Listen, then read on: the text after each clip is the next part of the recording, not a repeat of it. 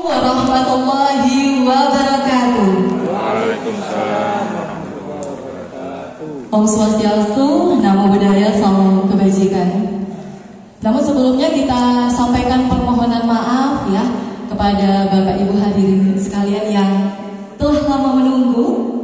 Tapi jangan khawatir, meskipun jenengan-jenengan sudah menunggu, akan banyak surprise untuk dialog kita di hari ini. Dan sepertinya saya juga belum melihat semangatnya Anda. Mungkin salamnya bisa diulangi biar lebih semangat lagi. Assalamualaikum warahmatullahi wabarakatuh. Waalaikumsalam warahmatullahi wabarakatuh. Selamat pagi dan salam sejahtera untuk kita semua. Yang kami hormati perwakilan Muspida, Kepala BPS Kabupaten Pasuruan, Kepala Dinas Ketenagakerjaan Kabupaten Pasuruan, Ketua Kadin Kabupaten Pasuruan, Akademisi Universitas Yudharta Kabupaten Pasuruan, perwakilan Serikat Pekerja, perwakilan OPD, Ormas, serta peserta Dialog Ketenagakerjaan Kabupaten Pasuruan yang saya hormati pula. Puji syukur kehadiran Allah Subhanahu wa Ta'ala, Tuhan yang Maha Esa, di mana pada hari ini kita dapat sama-sama hadir. Shalawat serta salam semoga selalu tercurah limpahkan kepada junjungan kita Nabi besar Muhammad Sallallahu Alaihi Wasallam. Bapak Ibu, saya pengen dengar respon cakepnya dulu ya. Sarapan kentang belinya di Pasar Pak. Cakep. Kurang semangat. Sarapan kentang belinya di Pasar Pak. Cakep. Selamat datang dalam dialog ketenagakerjaan Kabupaten Pasuruan. Dengan yang luar biasa. Senang sekali rasanya saya bisa hadir di sini di hadapan para narasumber yang luar biasa serta Bapak Ibu hadirin yang luar biasa pula. Ada pantun lagi Bapak. Baca jurnal sampai ke semambung. Cakep. Tidak kenal maka tidak Nyambung. betul sekali. Saya Anggun akan memandu dialog kita pada hari ini dengan tema potret dan tantangan ketenagakerjaan Kabupaten Pasuruan tahun 2024. Hari Kamis 12 Desember 2024. Kebetulan tanggalnya juga cantik ya Bapak ya. Yang mau cengkok-cengkok enggak ya. Baik Bapak Ibu hadirin yang berbahagia, kita saatnya untuk memanggil narasumber kita yang luar biasa, tentunya sudah hadir di sini. Nah, kalau begitu izinkan kami memanggil Kepala Badan Pusat Statistik Kabupaten Pasuruan kepada Bapak Insinyur Arif Joko Sutejo MM. Kami persilahkan. Boleh beri tepuk tangan yang luar biasa.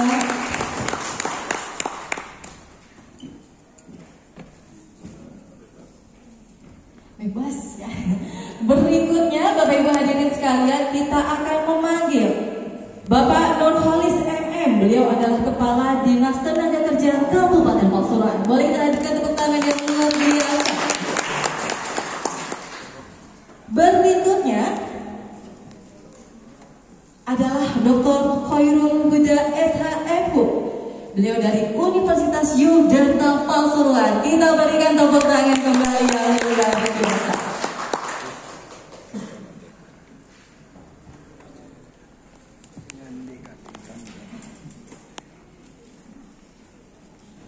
Baik, Bapak Ibu hadirin, narasumber kita sudah siap untuk memberikan materi di hari ini seputar dialog ketenagakerjaan Kabupaten Pasuruan di tahun 2024.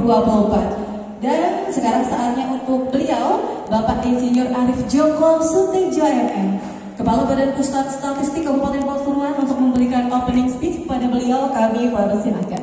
Berikan tepuk tangan yang luar biasa Bapak. Terima kasih.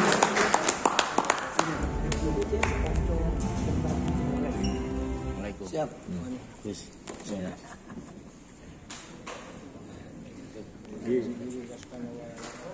Bismillahirrahmanirrahim. Assalamualaikum warahmatullahi wabarakatuh. Waalaikumsalam warahmatullahi wabarakatuh. Yang saya hormati Pak Kepala Dinas Tenaga Kerja Kabupaten Pasuruan, Bapak Dr. Muhammad Nurfaris MM. Yang saya hormati Bapak Dr. Peluda SMU dari Udara, Mbak Moderator Mbak Anggun C. Sasmi mungkin. Dan yang kebetulan narasumber yang satunya Pak Eko Budianto masih dalam perjalanan, dan Bapak Ibu sekalian yang saya hormati beserta dialog Hotel Ketenagakerjaan Kabupaten Pasuruan 2024 yang berbahagia. Mohon maaf Bapak Komindo, kami hormati, selamat datang di acara ini. Pertama-tama marilah kita panjatkan puji syukur kepada Allah SWT yang mana pada kesempatan pagi hari ini kita dapat berkumpul dalam acara yang pertama bagi kita yang mungkin sangat penting sekali untuk menghadapi Indonesia Emas di tahun 2024, yaitu masalah ketenagakerjaan di Kabupaten Pasuruan. Salawat serta salam kita panjatkan pada junjungan Nabi besar Muhammad SAW. Mudah-mudahan di akhir zaman nanti kita dapat syafaat beliau. Bapak Ibu sekalian, sambil menunggu Bapak Biji Buati yang masih ada giat di lain tempat, saya ingin menyampaikan hasil survei tenaga kerja nasional atau Sakernas 2024 yang beberapa waktu yang lalu sudah dirilis oleh BPS pusat, dan kebetulan pada saat ini ada kesempatan momen yang baik juga akan kami sampaikan ke Bapak Ibu semua. Mohon maaf nanti hasil Sakernas ini adalah hasil makro. Jadi survei yang dilakukan BPS adalah hasil makro, bukan yang mikro, yang by name by address. Jadi tapi ini data ini dipergunakan dalam perencanaan di tingkat nasional, regional maupun di daerah. Lanjut. Monggo dilanjut. Sebelum kami menyampaikan terkait dengan hasil dari Sakernas, ini adalah catatan peristiwa ketenagakerjaan. Mulai pertama adalah terjadinya peningkatan di komoditas tembakau, termasuk terjadinya musim panen yang didukung musim panas yang berkepanjangan. Ini terjadi di antaranya di Kabupaten Kota pada Pulau Madura, daerah Tapal Kuda, dan beberapa kabupaten lainnya. Hal ini berdampak pada peningkatan penyerapan tenaga kerja. Mungkin kalau di Pasuruan masih belum terlalu kelihatan. Kemudian yang kedua adalah angka sementara berita resmi statistik tentang luas panen dan produksi padi yang sudah dirilis oleh BPS, bahwasanya ada peningkatan produksi padi dan luas panennya, dan ini menggambarkan bahwa mungkin penyerapan tenaga kerja di sektor pertanian juga mungkin lebih meningkat. Kemudian terjadi peningkatan tenaga kerja pada sektor hortikultura, sayuran, umbi, terutama bawang merah. Hal ini didukung dengan data Dinas Pertanian Provinsi Jawa Timur terkait produksi Agustus 2024 terhadap Agustus 2023. Kemudian ada yang keempat, terjadi sedikit peningkatan jumlah pekerja pada komunitas tebu seiring dengan periode musim giling tebu di pabrik hingga akhir tahun. Kemudian selanjutnya banyak event di bulan Agustus, baik kemerdekaan, keagamaan, dampak pada meningkatnya penduduk bekerja di sektor industri pengolahan makanan, industri terkait kesenian, termasuk yang pilkada atau pilpres kemarin ya. Pasti di situ kegiatan aktivitas ekonominya tumbuh berkembang yang nanti akan berdampak pada penyerapan tenaga kerja. Kemudian ada job fair yang dilakukan oleh Dinas Tenaga Kerja Kabupaten Pasuruan.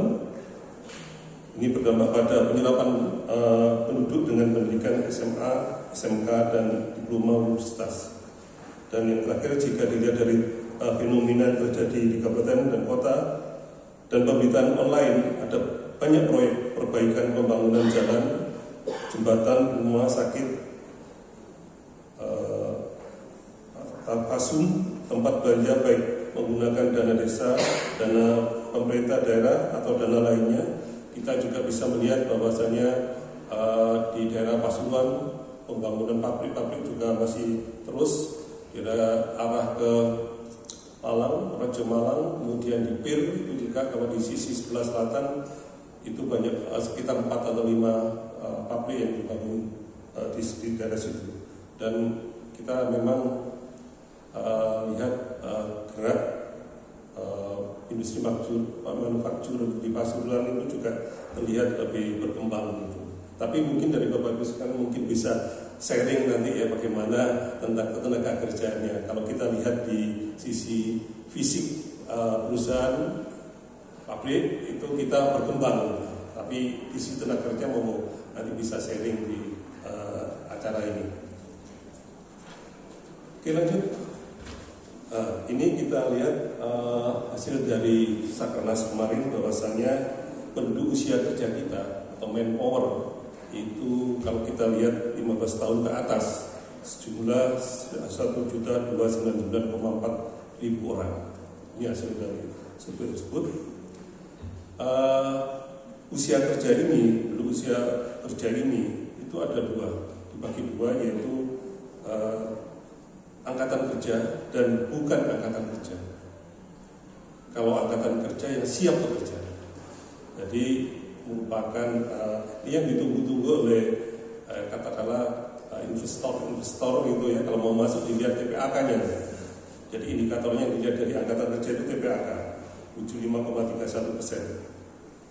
Itu dari 1.299,4 ribu orang usia kerja, itu ada yang siap bekerja itu 978,58 ribu orang. Itu yang angkatan kerja. Yang bukan angkatan kerja, ini yang ibu rumah tangga, yang sekolah, kemudian yang sakit, yang tidak bisa melakukan kegiatan apapun, itu 320,81 ribu orang. Dari angkatan kerja yang ada yang tersedia di Kabupaten Pasuruan, kalau kita bagi lagi, itu ada yang bekerja, yang memang tiap hari beraktivitas, itu sebesar 929,47. Dan pengangguran 49,11 ribu orang. Bapak Ibu sekalian memahami ini tetap harus hati-hati, karena definisi bekerja itu apa? Kalau menurut BPS yang kita juga dari ILO ya, 1 jam selama seminggu lalu berturut-turut. Jadi kalau kita menghasilkan uang selama 1 jam minggu yang lalu, ya itu bekerja namanya. Bekerja bukan hanya dilihat dari ekonominya, pendapatannya, tapi aktivitasnya. Dia melakukan aktivitas ekonomi. Kalau zaman sekarang kalau trading itu kan gak perlu waktu lama-lama kan, buka laptop, komputer 20 menit, 30 menit sudah masuk berapa juta, ratus juta, sudah selesai sudah. Itu juga bekerja karena dia menghasilkan ekonomi, satu bagian dari ekonomi, kegiatan ekonomi dan menghasilkan uang. Jadi tidak harus yang bekerja 1 hari 8 jam, 7 jam. Mungkin harus hati-hatinya begitu, formal, non formal itu harus diklasifikasikan seperti itu. Jadi yang penting adalah 1 jam berturut-turut selama seminggu yang lalu kegiatan itu menghasilkan uang, aktivitasnya. Itu mengenai bekerja. Kalau pengangguran ya memang dia mencari pekerjaan, ya. Itu sebesar 49,11. Lanjut. Jadi mungkin ini bisa diskusi. Jadi kalau memang kami di sini ada katakanlah rame di banyak Pak PHK di industri-industri, ya kita lihat memang mungkin dia sektor formal ya. Tapi ada orang yang non formal, yang jasa, dia menghasilkan uang, ya itu juga bekerja. Jadi BPS secara umum, jadi harus dilihat formal dan non formalnya. Kita lihat partisipasi angkatan kerja selama 5 tahun terakhir, peningkatan TPAK perempuan lebih tinggi dibandingkan dengan laki-laki. Nah, ini bisa dilihat dari grafik. Kami lihat di angkanya ya, kalau tahun Agustus 2020 50,64 menjadi 53,02, akhirnya menjadi 63,27 di Agustus 2024. Kalau di trennya yang laki-laki itu lebih landai gitu ya. Jadi mulai 85,29, 85,59 sampai terakhir 2024 87,51. Oh iya, mengapa Agustus yang jadikan dasar? Karena kita surveinya Agustus, pertengahan tahun. Jadi tengah tahun yang rata-rata, bukan di awal tahun atau di akhir tahun. Yang tengah-tengah itu rata-rata. Jadi kita lakukan survei segmentasi ini pada bulan Agustus. Jadi data yang dihasilkan adalah data pada bulan Agustusnya. Jadi pembandingnya pada saat bulan Agustus. Lanjut. Ini terjadi penurunan jumlah dan tingkat pengangguran Agustus 2024 dibanding Agustus 2023. Kita lihat bahwa kalau lihat menurut jenis kelamin itu laki-laki itu menurun dari Agustus 2020 7,27 menjadi 4,99. Jadi memang bapak-bapak itu yang bekerja. Jadi ya otomatis banyak yang bekerja dan sehingga penganggurannya berkurang. Sekali lagi ini tidak terkait formal dan non formal ya. Dan kita lihat bahwasanya tingkat penurunan yang laki-laki itu lebih cepat dibanding dengan perempuan.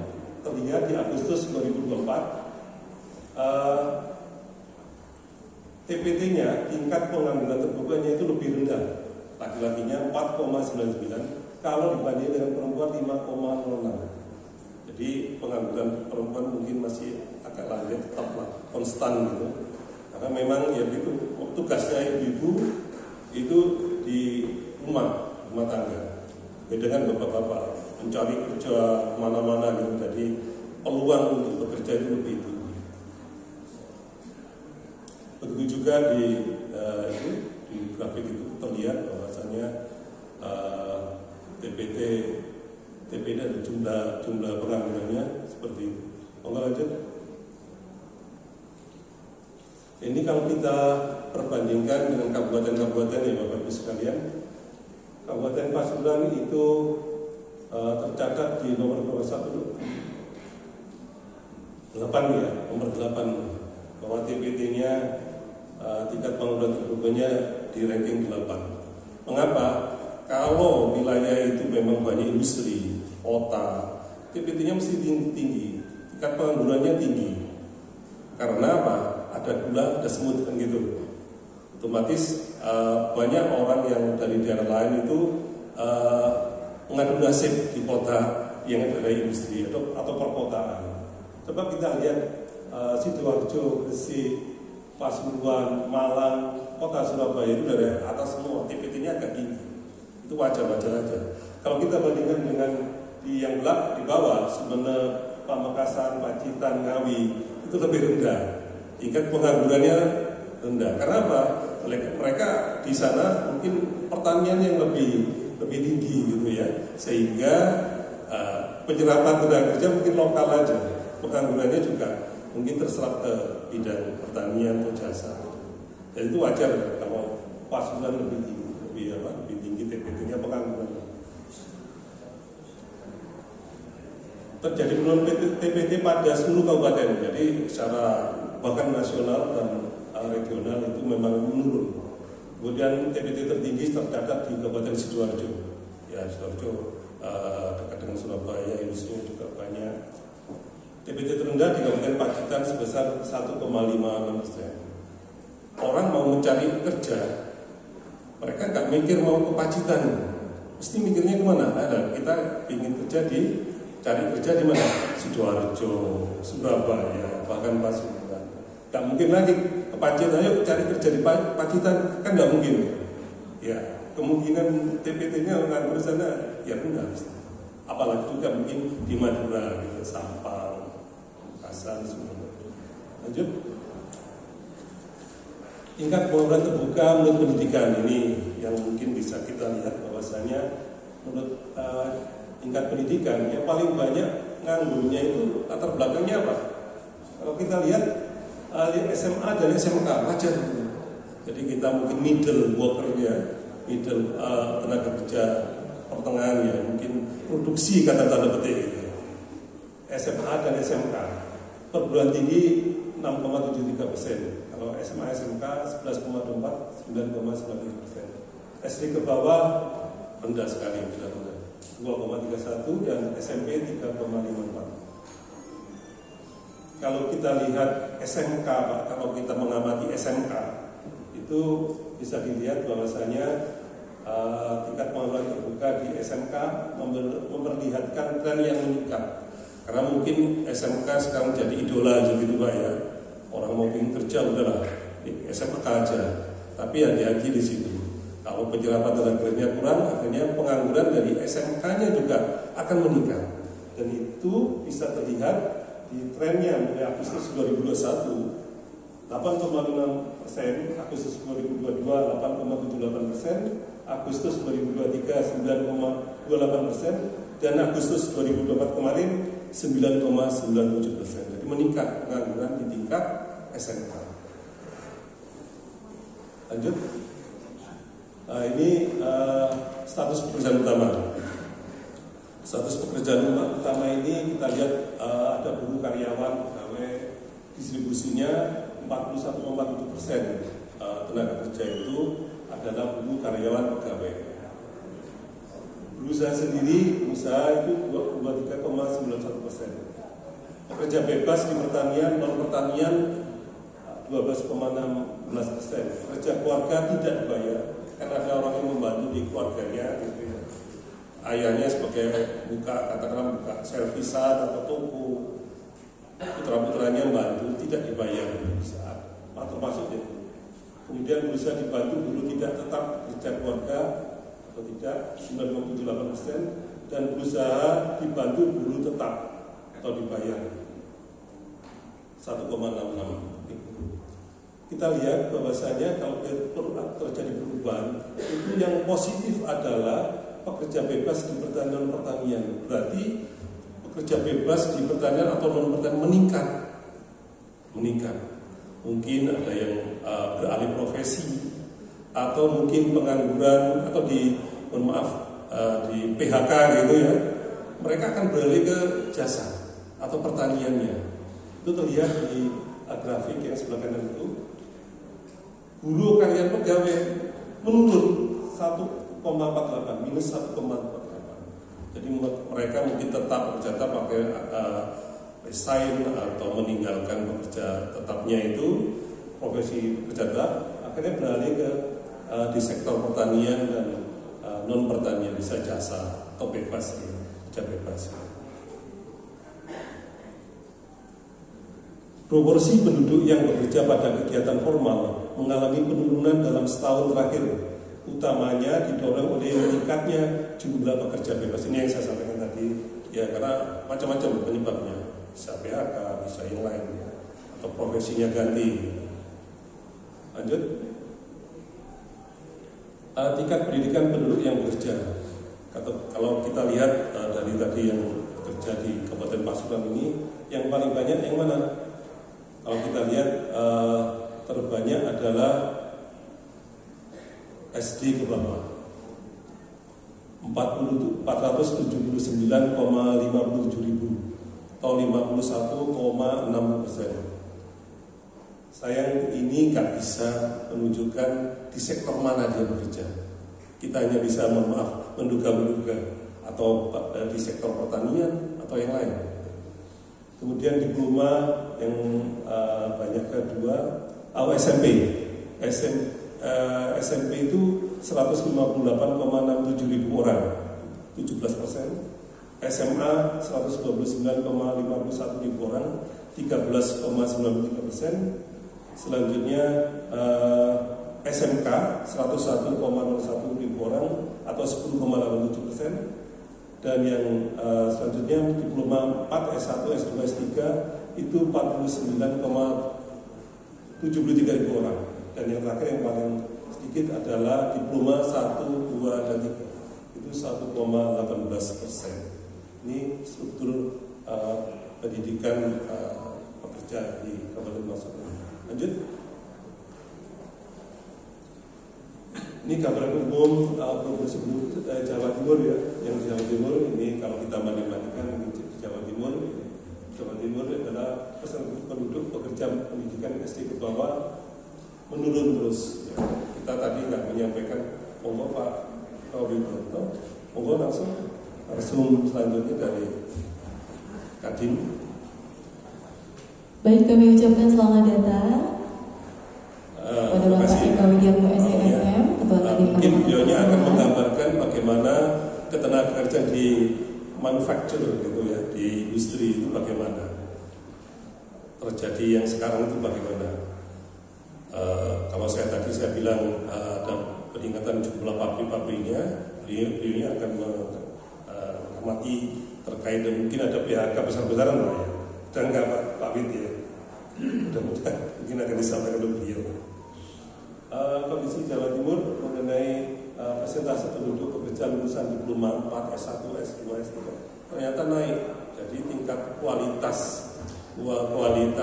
tenaga kerja ini memang banyak sekarang itu lebih banyak dibutuhkan. Lihat dari grafik ini, tahun 2023 8,9 naik jadi 9,16% di Agustus 2024. Karena pendidikan akan menggambarkan kualitas pekerja dan produktivitas. Jadi semakin tinggi pendidikannya, itu akan menunjukkan kualitas dan produktivitas dari pekerja tersebut. Lanjut. Ya, ini tinggal sedikit. Ini sudah selesai nih Pak Anggun. Ya, terima kasih Bapak Ibu sekalian, itu gambaran dari hasil Sakernas Bapak Ibu. Sekali lagi ini makro, bukan mikro yang by name, by address. Di mana tempatnya? Ini makro. Tapi ini bisa kita diskusikan dengan Bapak Ibu sekalian dan narasumber kita yang dari Pak Dinas Tenaga Kerja, dari akademisi maupun dari industri yang mungkin bisa akan memberikan sharing kepada kita semua. Terima kasih atas perhatiannya. Wassalamualaikum warahmatullahi wabarakatuh. Boleh kita berikan tepuk tangan yang luar biasa, Bapak Ibu. Bapak Insinyur Arif Joko Sutejo MM, Kepala Badan Pusat Statistik Kabupaten Pasuruan. Dan berikutnya mohon berkenan untuk materi kita, arah kebijakan dan tantangan penyerapan tenaga kerja Kabupaten Pasuruan. Kepada Bapak Nurholis MM, Kepala Dinas Tenaga Kerja Kabupaten Pasuruan, kami persilakan.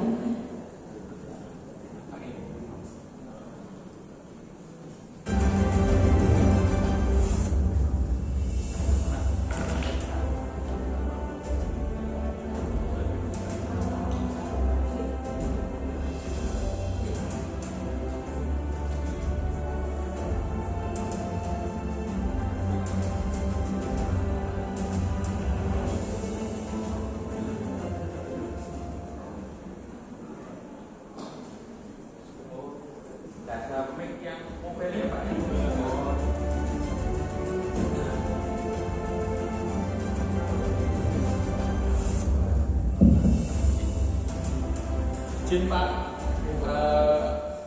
Kepala BPS saya tidak di sana karena kalau di sana itu khusus untuk Pak Kepala BPS dan Pak PJ.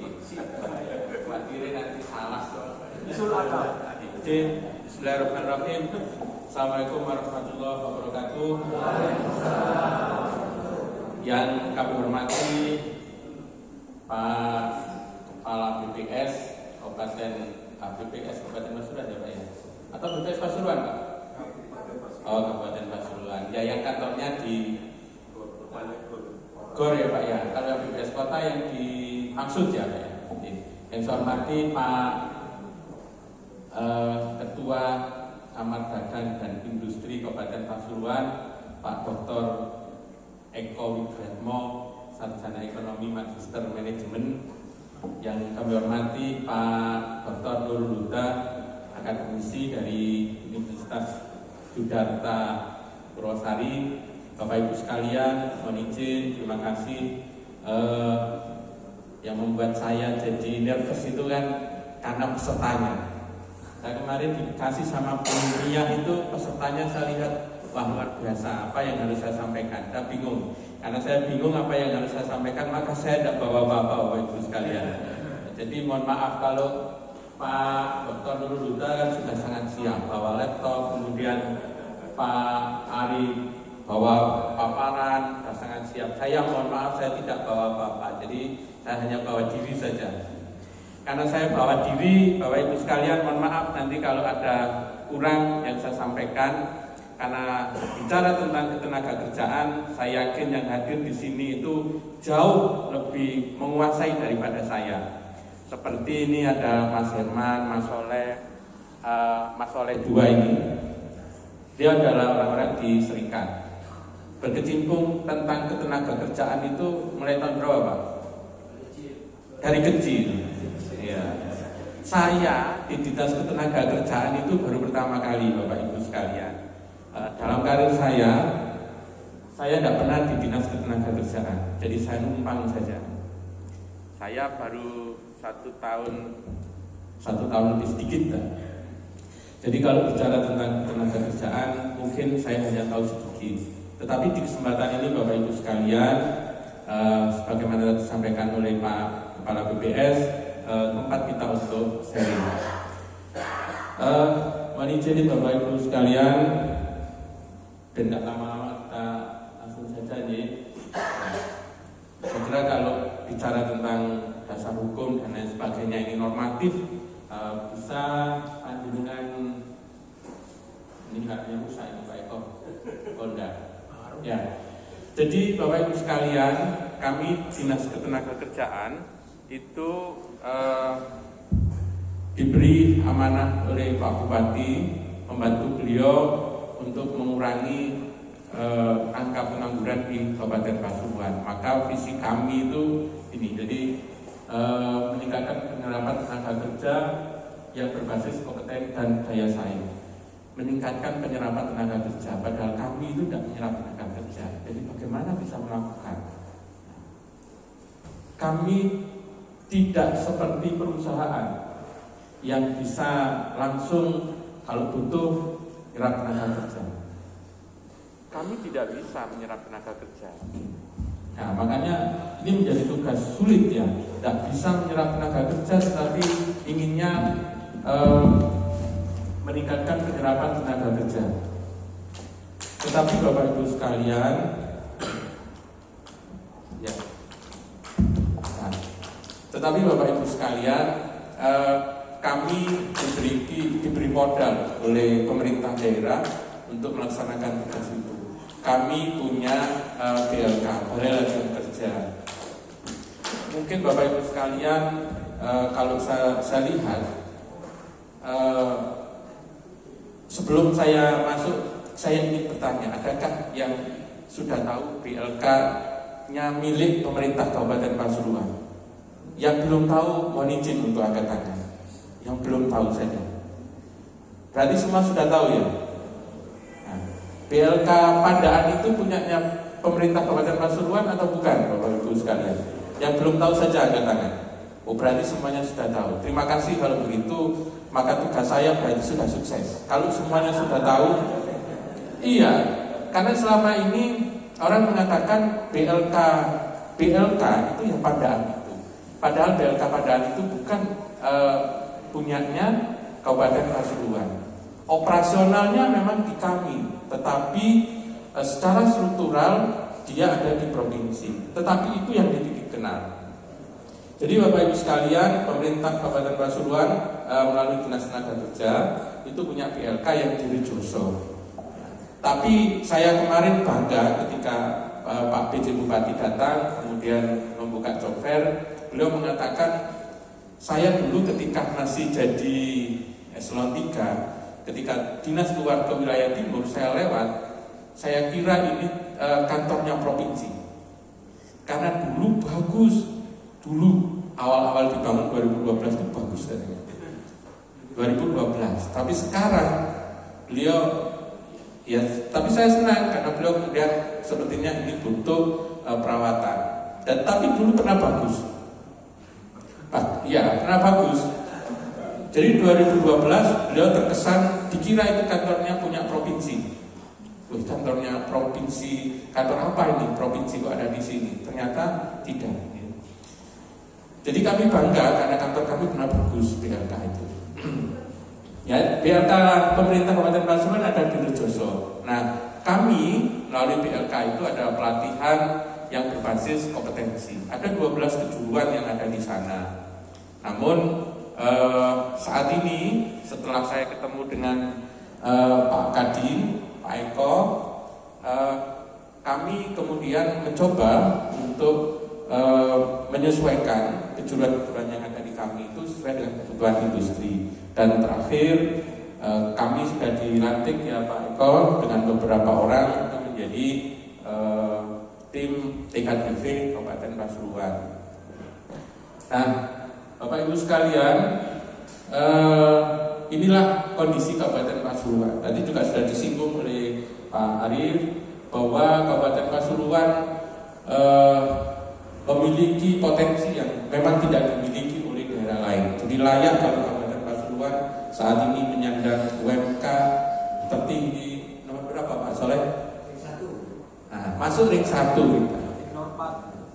Tapi katanya Pak Eko dari teman-teman pengusaha sangat kaya ya Pak ya, kita berada di ring 1 ya Pak ya. Ya itu beliau sampaikan. Daripada dijawab tak jawab dulu. Ya. Karena saya juga pernah jadi pengusaha ya Pak Eko ya. Tapi tidak sukses ya Pak Eko ya. Ya jadi inilah kondisi Kabupaten Pasuruan Bapak Ibu sekalian. Jumlah perusahaan ini hadir pengawas nggak? Bunda nggak pengawas? Hadir ya? Oh iya, ini kan punya wajah kembar, jadi repot saya, khawatir salah saya. Di Pak Konco, nah inilah yang terdaftar di BLKP 2.603 perusahaan. Kemarin kami job fair mampu mengumpulkan lowongan kerja 1.904. Pak PJ protes sama saya. Saya dikoreksi sama Pak PJ. 2.603 perusahaan, Mas. Satu perusahaan buka satu lowongan saja itu sudah 2.600. Kenapa disanakan hanya bisa mendapatkan 1.904?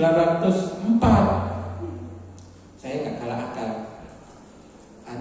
Ini Pak PJ, karena ini kan job fair-nya dalam rangka hari jadi. Hari jadinya kebetulan 1.905. Jadi saya cocokkan begitu Pak PJ.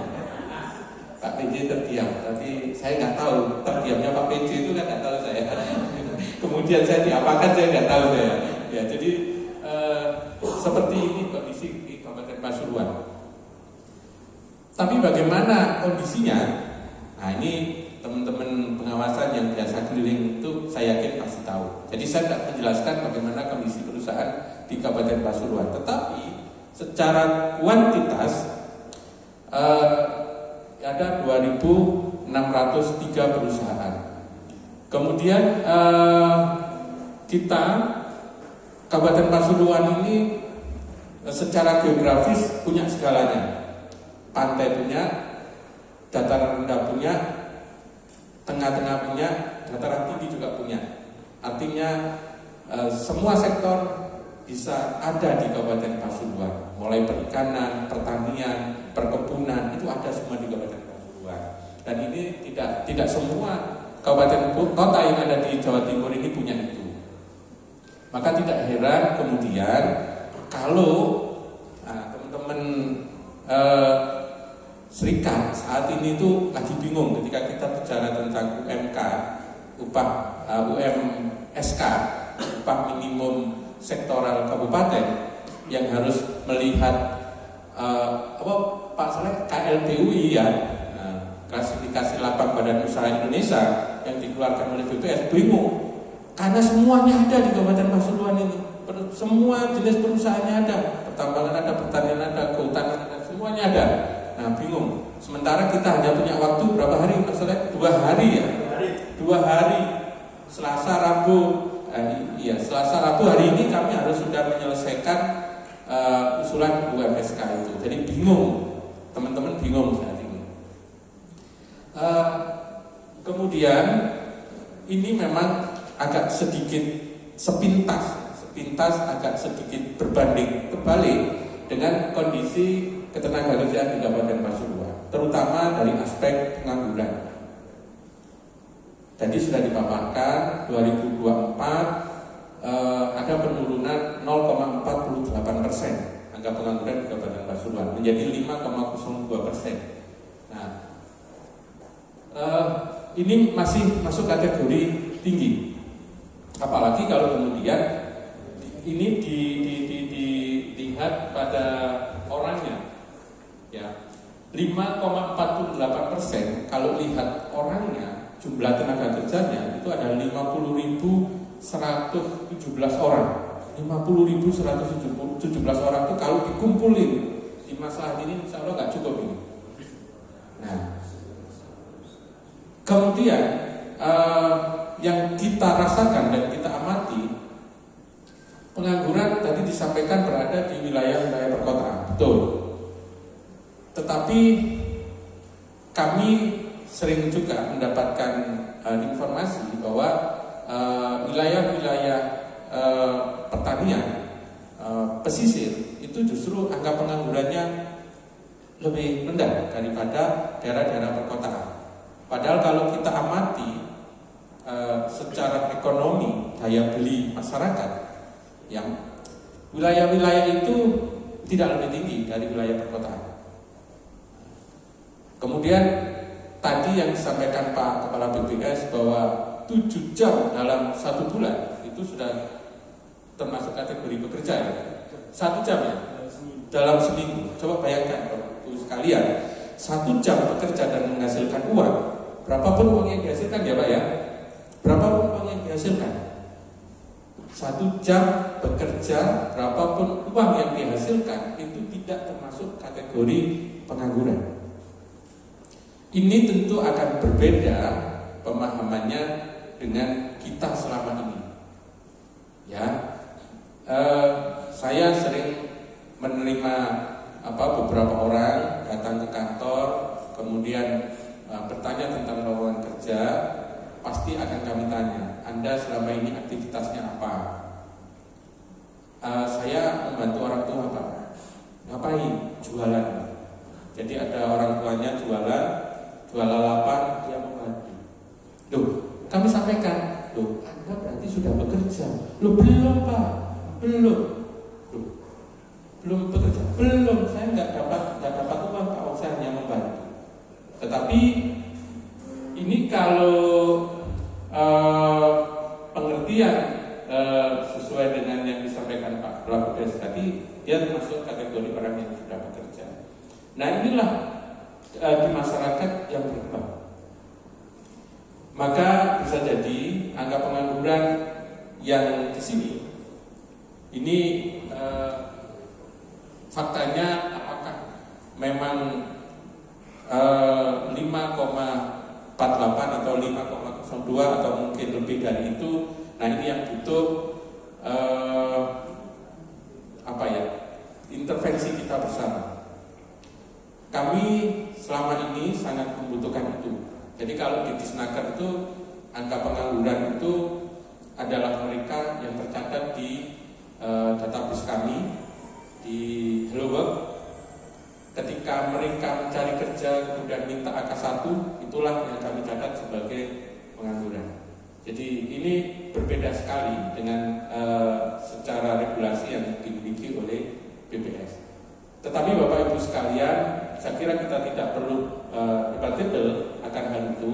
Yang terpenting adalah bagaimana kemudian kita mendapatkan solusi atas persoalan itu secara bersama-sama. Dan kalaupun kami diberi amanah oleh pemerintah daerah membantu bupati mengurangi angka pengangguran, sampai kapanpun tidak akan pernah berhasil kalau tidak ada sebuah kerjasama dari kita semua.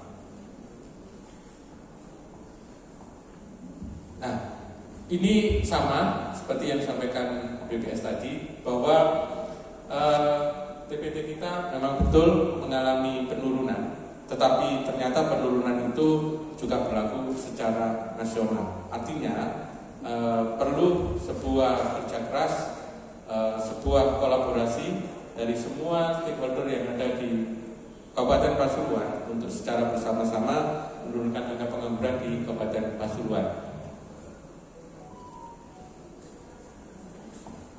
Nah, inilah profil tenaga kerja kita di Kabupaten Pasuruan. Mayoritas masih didominasi oleh lulusan SMA dan SMK.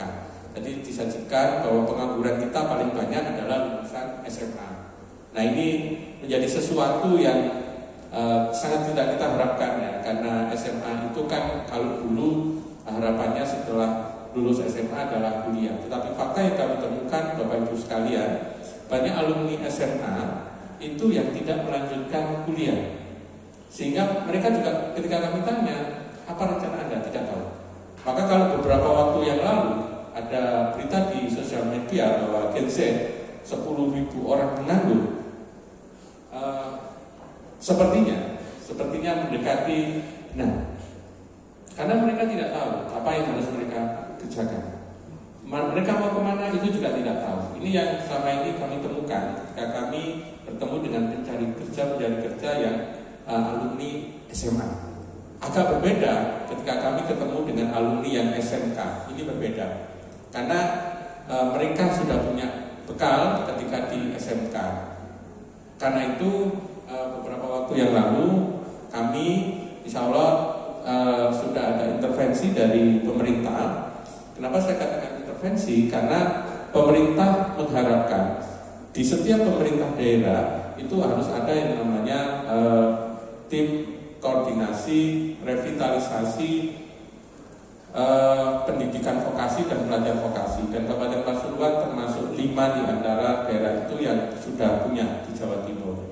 Nah, di tim itu nanti Bapak Ibu sekalian, kurikulum yang ada di SMA dan SMK itu akan dimasuki kurikulum yang berkaitan dengan vokasi, dengan harapan anak-anak itu tidak hanya di SMK tetapi di SMA sudah punya bekal vokasi, sehingga ketika mereka nanti tidak bisa melanjutkan kuliah, mereka sedikit sudah punya bekal. Nah, ini harapannya.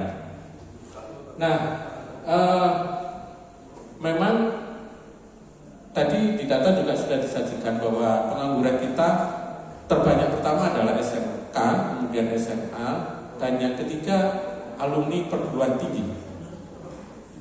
Kami banyak menemukan, dan setelah kami survei, alumni perguruan tinggi ternyata lebih susah mendapatkan job, mendapatkan pekerjaan daripada alumni SMA atau SMK.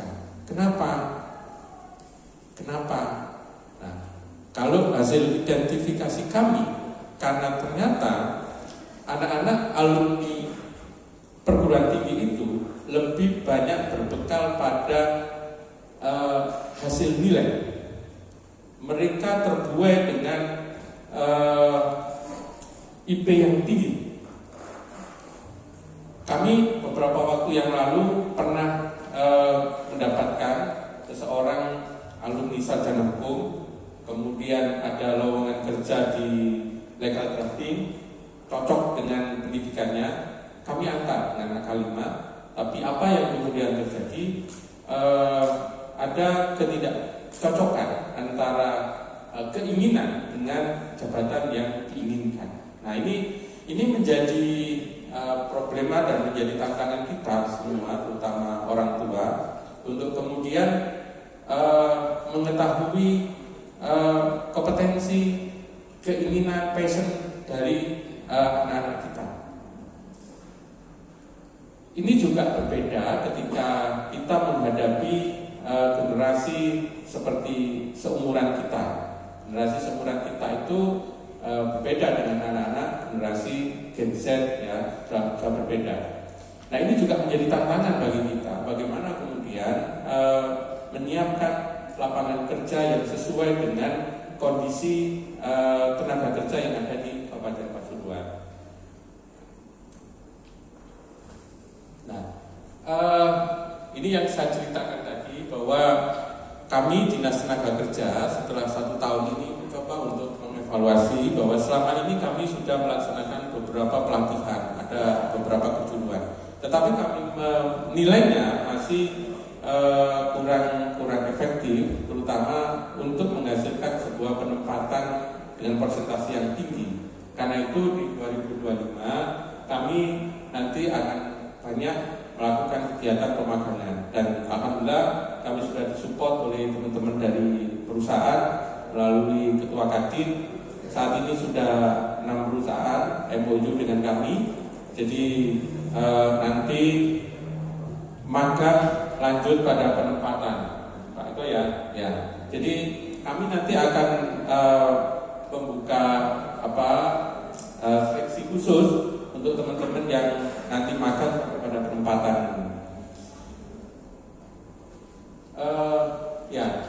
Ini adalah tantangan, Bapak Ibu sekalian, tantangan yang kami temukan selama kami ada di Dinas Tenaga Kerja. Yang pertama, kualifikasi pencari kerja tidak sesuai dengan persyaratan jabatan. Ini yang saya ceritakan tadi. Kita punya angkatan kerja yang cukup besar. Angkatan kerja di Kabupaten Pasuruan ini sangat besar. Saya kemarin sudah presentasi di kawasan PIR, HRD kawasan PIR, saya sampaikan, Anda tidak perlu mencari tenaga kerja sampai ke Surabaya, Sidoarjo, Malang. Anda mau cari yang seperti apa? Sudah saya sampaikan. Kami siap menyediakan. Ya. Karena kami punya sekian ribu pencari kerja, kandidat untuk Anda manfaatkan. Silakan. Tetapi kami memang melihat bahwa kompetensi yang dimiliki oleh anak-anak kita mencari kerja di Kabupaten Pasuruan ini memang belum sesuai dengan jabatan yang tersedia di perusahaan. Inilah yang menjadi kendala, sehingga tidak ada matching antara kemampuan yang dimiliki oleh pencari kerja dengan yang dibutuhkan oleh perusahaan. Ya, walaupun kemudian harusnya ini tetap bisa. Seseorang itu kan mungkin dengan dilatih, dengan didiklatkan, ini bisa dapatkan kompetensi itu. Tetapi biasanya memang yang pertama dilihat itu kan cara lanjutannya. Cara pertama yang dilihat kompetensinya sesuai atau tidak. Mohon izin Bapak, waktunya berapa habis ya? Berapa? 5 menit. Boleh 5 menit. Ya. Kemudian yang kedua, masih banyak dari pencari kerja itu ketika membutuhkan lowongan kerja tidak tahu harus pergi kemana. Apalagi setelah kantor kami pindah ke barat, kami kurang familiar karena di depannya itu Polres, dikiranya itu ya bagiannya Polres juga. Jadi datangnya itu ketika saya di kantor lama inspektorat itu, saya sering menemukan pencari kerja itu masih datangnya ke sana, ke kantor timur. Ini juga menjadi tantangan bagi kami, tapi sebenarnya Bapak Ibu sekalian, kami sudah punya global. Jadi ini sekaligus titip pesan kepada saudara sanak kadar. Kami punya aplikasi yang namanya Hello Work. Tinggal di googling aja, ketik aja Hello Work, di situ sudah ada. Panjangan tinggal ikutin saja, sudah bisa masuk. Apa yang kalian butuhkan? Informasi lowongan kerja ada di sana. Termasuk kualifikasinya, termasuk perusahaan yang membutuhkan itu juga ada di sana. Bahkan kami di sana ada satu paket namanya Si Sultan. Kalau mau tanya ada lowongan di mana saja, kemudian saya butuh begini-begini, bisa lewat Si Sultan itu. Cuma memang yang memanfaatkan sampai dengan hari ini tidak begitu banyak. Oleh karena itu di forum ini kami juga titip sekaligus mohon bantuannya untuk bisa disampaikan. Jadi kalau ada saudara, mungkin putra putrinya kesulitan mencari informasi lowongan kerja, bisa googling di Hello Work.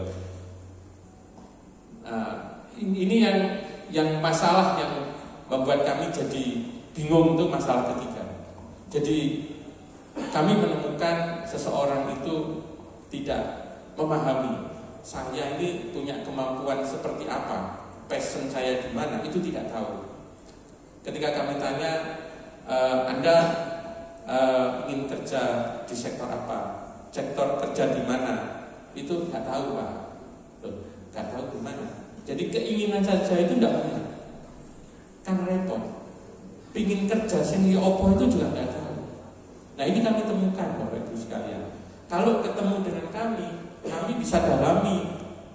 Tetapi kalau ketemunya dengan yang lain, nah ini yang bahaya. Ya, karena itu Bapak Ibu sekalian, monggo bisa disampaikan, datang saja ke Disnaker. Nanti kami bimbing. Kami punya pengantar kerja yang ya cukup lah. Ya, jadi silakan datang ke tempat kami. Nah ini kalau kami lihat, memang sampai dengan saat ini selama 2024 saja terjadinya penempatan pencari kerja dengan lowongan kerja yang ada itu masih belum bisa 100%. Lowongan kerjanya ada 1.600, kemudian penempatannya masih 1.200. Artinya masih ada lowongan kerja yang yang tidak bisa terisi oleh pencari kerja warga Kabupaten Pasuruan. Ini juga menjadi perhatian kami. Kami mungkin dalam waktu dekat akan berkirim surat ke perusahaan-perusahaan Pak Eko agar perusahaan-perusahaan itu kalau rekrut itu juga melaporkan ke kami. Karena kalau tidak lapor, ya kami tidak tahu. Biasanya perusahaan-perusahaan itu Pak Eko datang ke kami itu kalau ada perselisihan. Kalau nggak ada perselisihan, mana aja. Ya, itu yang kami harapkan tidak demikian. Ada persoalan atau tidak, datanglah ke kami. Datang ke kami itu insya Allah gratis Pak. Minum juga disediakan. Oh enggak. Minum disediakan. Walaupun minumnya bukan klub ya Pak ya. Kalau mau izin tapi ya. Ya saya kira itu Bapak Ibu sekalian yang bisa kami sampaikan. Semoga persoalan ketenagakerjaan ke depan Kabupaten Pasuruan bisa kita selesaikan. Padahal saya dulu jadi kepala dinas itu pansel saya Pak Dokter ini. Saya Pak Dokter Huta ini pansel saya. Saya ditanya waktu itu, Pak Kadis, untuk menyelesaikan pengangguran di Kabupaten Pasuruan sampai butuh berapa tahun? 2 tahun Pak, saya bilang gitu. 2 tahun. Ini sudah mau 2 tahun ternyata masih belum habis. Berarti ntar lagi kalau saya selesai Pak Dokter ya. Saya kira itu. Terima kasih Bapak Ibu sekalian. Mohon maaf atas segala kekurangan. Kami tunggu saran dan masukannya. Terima kasih. Kami akhiri. Wassalamualaikum warahmatullahi wabarakatuh. Menyampaikan yang luar biasa seputar arah kebijakan dan tantangan penyerapan tenaga kerja Kabupaten Pasuruan. Bapak Nurholis MF, Kepala Dinas Tenaga Kerja Kabupaten Pasuruan, kita ucapkan terima kasih banyak. Dan berikutnya Bapak Ibu hadirin yang luar biasa akan disampaikan materi seputar pengusaha dan tenaga kerja Kabupaten Pasuruan, antara harapan dan realita. Waktunya 20 menit ya Bapak Ibu hadirin sekalian. Mari kita sambut, inilah Bapak Dr. Eko Widiatmo SEMM, Ketua Kadin Kabupaten Pasuruan. Kita berikan tepuk tangan yang luar biasa.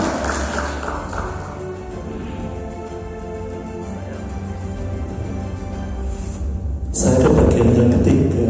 Ya, ini materinya itu rata-rata hampir sama, cuman dari aspek yang berbeda. Ya, dari BPS saya juga berdiri di sini aja ya. Oke, tapi masih semangat ya semuanya ya. Assalamualaikum warahmatullahi wabarakatuh. Berarti masih semangat semua, jadi saya tidak sia-sia untuk di sini ya. Karena waktunya dibatasi, ini materinya banyak, tapi hampir sama. Memang cuma sumbernya yang berbeda dan cara mensikapinya itu yang berbeda pula. Terutama dari Disnaker tadi, kalau Pak Kadisnaker menyampaikan bahwa beliau juga jadi seorang pengusaha walaupun gagal. Udah gagal tapi sombong, itu Pak Nurholis. Kebetulan kan keluar, makanya tak rasani. Ya. Ini dari kalau saya dari industri ya. Kalau saya mengupas satu persatu, yang intinya jumlah TPT-nya itu kan rata-rata sama. Cuma bagaimana mensikapinya itu mungkin yang berbeda. Juga sumbernya, cara memberikan solusi antara Disnaker sama dunia industri mungkin berbeda juga. Ya, kalau Disnaker kan mencatat, memfasilitasi kan begitu. Tapi kalau industri, bagaimana kita untuk membuat lapangan kerja yang sebanyak-banyaknya, itu. Nah, step back dulu. Kalau lihat judulnya, ya, antara harapan dan realita, pasti semua punya harapan, baik individu, pemerintahan, industri, karyawan dan semuanya itu pasti punya harapan-harapan. Tapi harapan itu belum tentu realisasinya itu sama yang kita harapkan. Barangkali atau terkadang juga bisa melebihi harapan, terkadang juga jauh di bawah harapan itu. Ya, tinggal kita bagaimana mensikapinya apabila kita tidak sesuai dengan harapan-harapan itu. Namun semua itu kita bersama-sama bagaimana untuk menuntaskan TPT itu jauh lebih rendah. Ya. Ini pengantar diskusinya sejauh mana isu pengangguran di Indonesia perlu dapat prioritas untuk diatasi. Ya. Tadi mungkin juga sudah disampaikan, cuman kembali lagi juga bersama. Ini kalau secara nasional, Jatim dan kabupaten. Ya, kalau kita ke persatu nanti waktunya nggak betul karena cuma 20 menit. Ya, sama jumlah pengangguran tadi 50.000, cuma 5,8% itu kebanyakan beda. Ya, tapi intinya, nah, bagaimana cara mensikapinya? Nanti juga kita bahas bagaimana dengan kabupaten-kabupaten lain. Ya, Kabupaten Pasuruan ini masih tinggi dibandingkan dengan kabupaten lain. Ya, kalau 50.000 jumlah TPT-nya itu berbagai faktor juga belum tentu, mudah-mudahan tidak 50.000. Seperti halnya disampaikan oleh Pak Kadisnaker tadi, misalkan industri itu mau merekrut, ya, itu tolong untuk menyampaikan ke Disnaker. Ya, kadang sendiri orang yang sudah mendapatkan pekerjaan itu belum tentu laporan. Jadi mudah-mudahan memang di bawah 50.000. Ya. Kalau secara garis besar Kabupaten Pasuruan itu industrinya banyak, ya 2.600 sekian tadi. Tapi jumlah pengangguran terbuka itu masih tinggi dibandingkan dengan Madura. Madura itu padahal kan industrinya nggak ada. Ya. Nah, kenapa itu bisa terjadi? Ya. Contohnya aja, kalau di Madura itu besi aja bisa jadi penghasilan. Ya, kreativitasnya tinggi mereka. Nah, kalau kita di industri, Pasuruan ini banyak industri, terkadang juga dari industri itu tidak ada, tapi ada, tidak semuanya. Ya, kalau bisa di Kabupaten Pasuruan ini memprioritaskan juga di warga Pasuruan juga, sehingga untuk mengurangi jumlah TPT di Pasuruan. Ya, kecuali tenaga skill, sudah kami sampaikan juga ke teman-teman industri, itu prioritas utama itu adalah warga Pasuruan, karena kita cari nafkah, berusaha dan tempat tinggal bahkan itu ada di Pasuruan. Nah, kalau kita rekrutmen, ya non skill itu kita ngambil luar daerah, kita akan semakin tinggi pengangguran kita. Nah, kapan nanti kami juga sudah koordinasi dengan Disnaker, terus pemerintah daerah dalam ini Pak PJ menyampaikan hal yang sama. Bahkan saat disampaikan tadi Pak Disnaker waktu job fair, kami sambil ke lapangan juga menyampaikan ke masing-masing industri kalau rekrutmen prioritaskan oleh warga Pasuruan.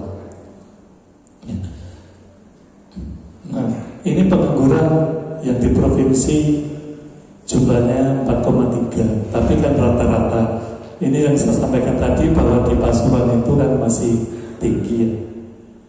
dibandingkan dengan yang lain. Sama Banyuwangi aja kita kalah, Jember kita juga kalah, sama Lumajang juga kalah, Kabupaten Probolinggo itu juga ya. Ini kalau sekilas kita cukup tinggi.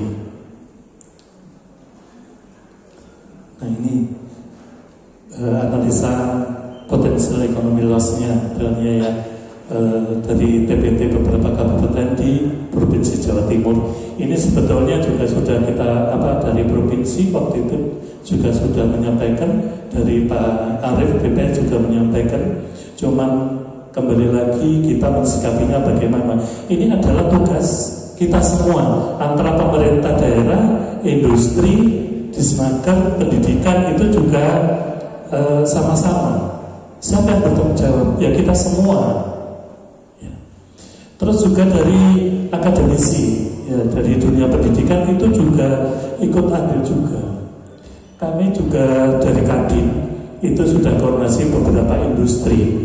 Kami menginginkan itu juga dari industri, dari pendidikan itu proaktif. Kami malah menawarkan, kami juga bisa untuk menjadi guru tamu ke pendidikan, terutama SMK-SMK yang notabene jauh dari industri, terutama yang wilayah timur. Ya, seolah-olah kita itu di Pasuruan kayak ada gap itu antara timur dan barat, kan ironis sekali.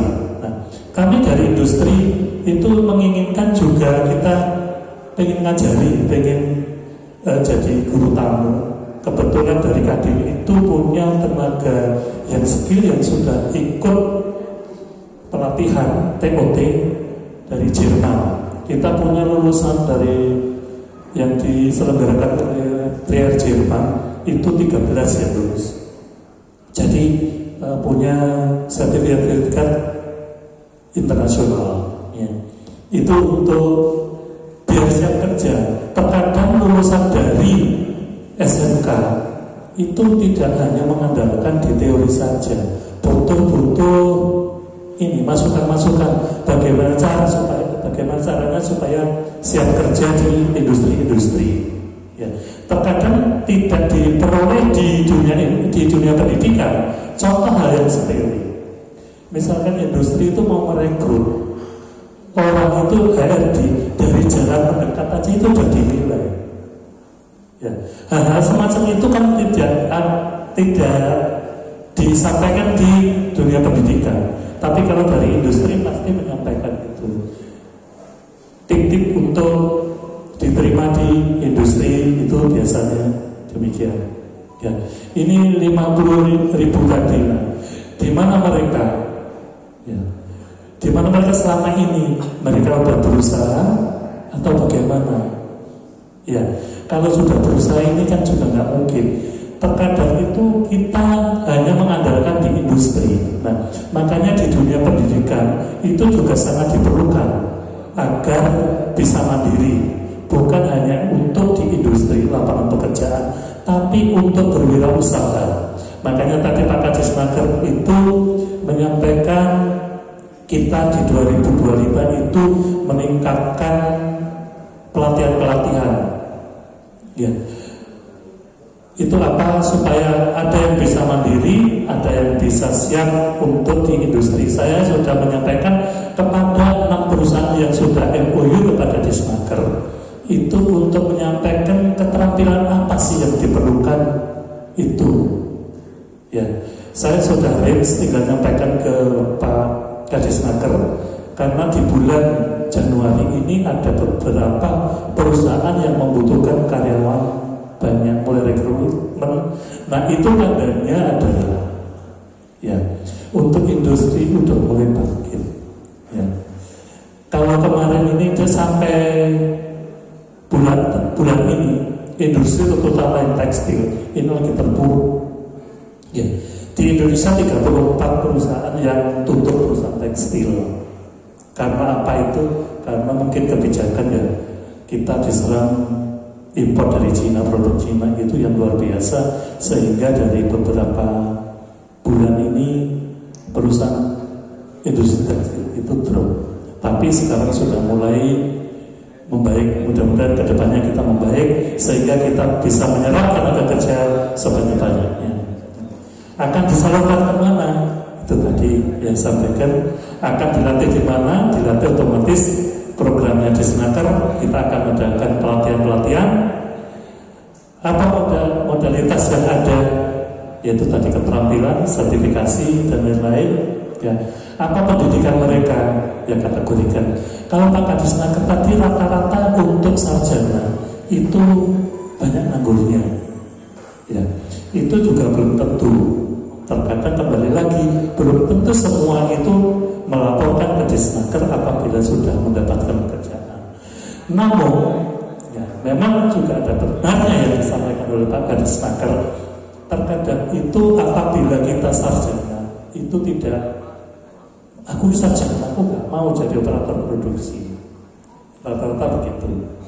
Ya, tapi di SMK pun apabila sudah punya keterampilan dan pelatihan juga tidak terlalu ketinggalan jauh dibandingkan dengan yang sarjana. Kebetulan di pabrik saya sendiri saya rekrut 12 orang. Ya, kebetulan ada satu bagian itu mesin yang butuh sarjana karena butuh IT.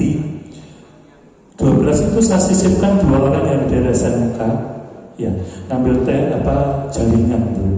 Dia juga tidak ketinggalan jauh. Untuk skillnya mereka oke juga. Ya. Namun memang pola pikir itu tetap kalah dengan yang sarjana. Tapi dari pekerjaan harian itu ya memang ada bedanya ya, tapi tidak terlalu ekstrim. Untuk leader, pola pikir, pengembangan diri memang masih kalah dengan yang sarjana. Mohon izin, waktunya kurang 5 menit. Aduh, ya, kurang 5 menit ya. Kalau gitu saya langsung ke tadi yang disampaikan ke TKDV. Kabupaten Pasuruan salah satu dari 5 dari Jawa Timur yang sudah punya membentuk TKDV yang tahun depan ini kita akan realisasikan mulai pelatihan-pelatihan kita sesuaikan dengan kebutuhan-kebutuhan pencari kerja, industri, dunia pendidikan dan Disnaker.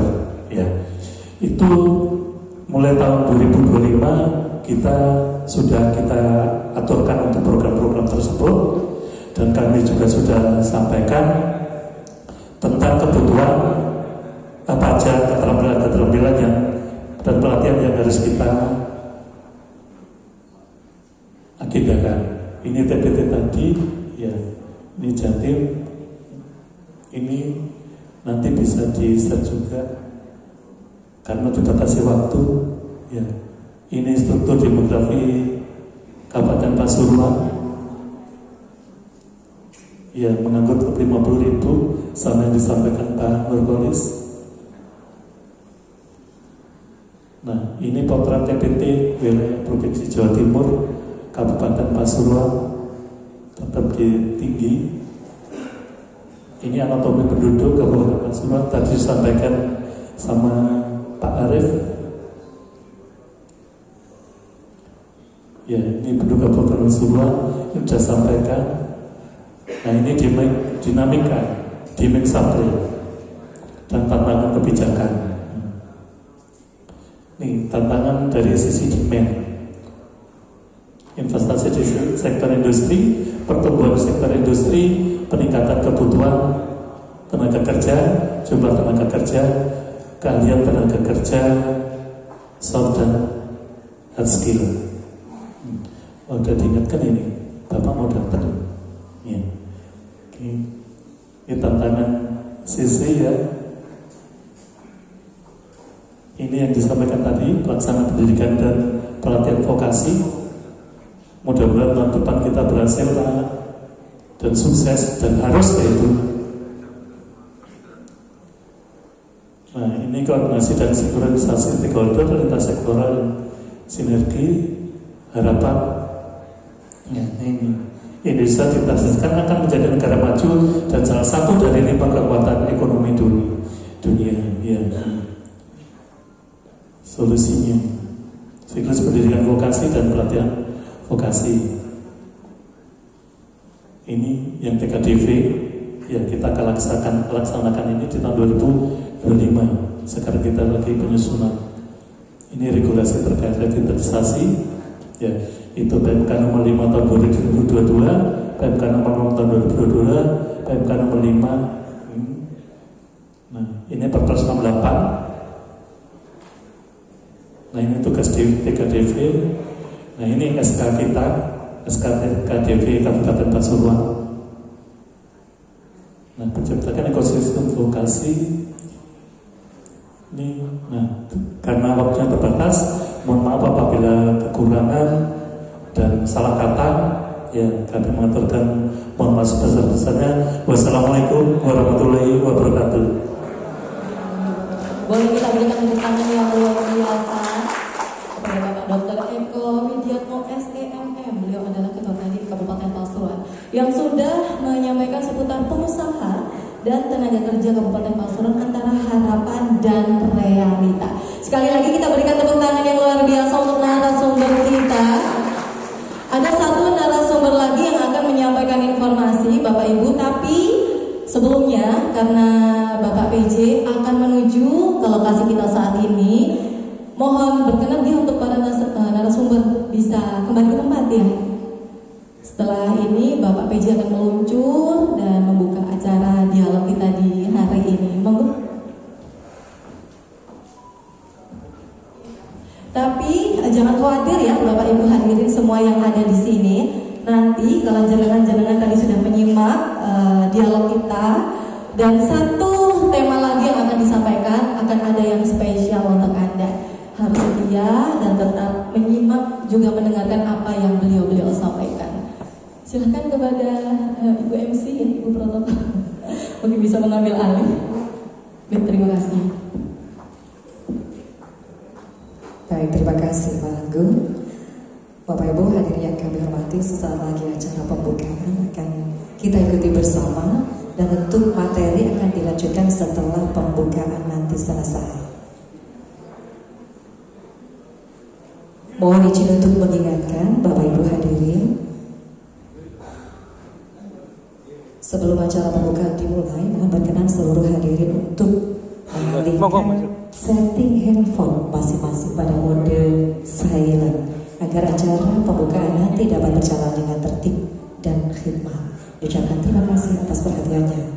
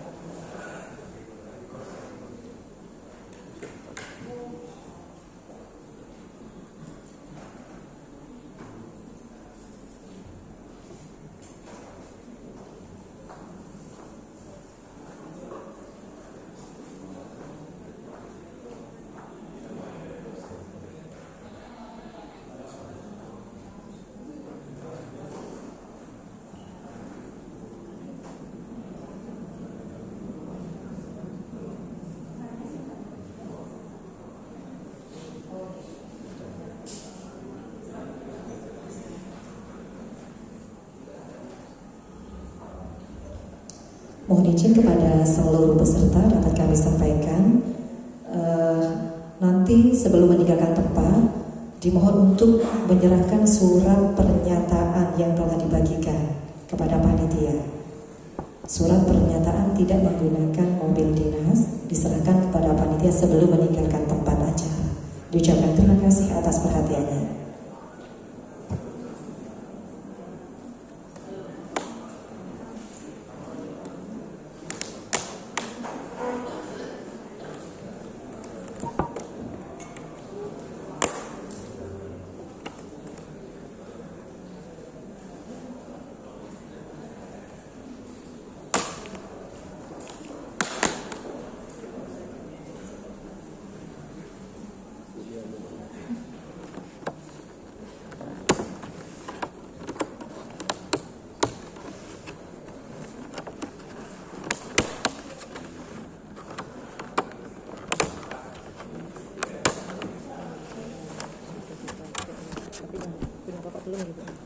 Iya, Bapak belum. Oke.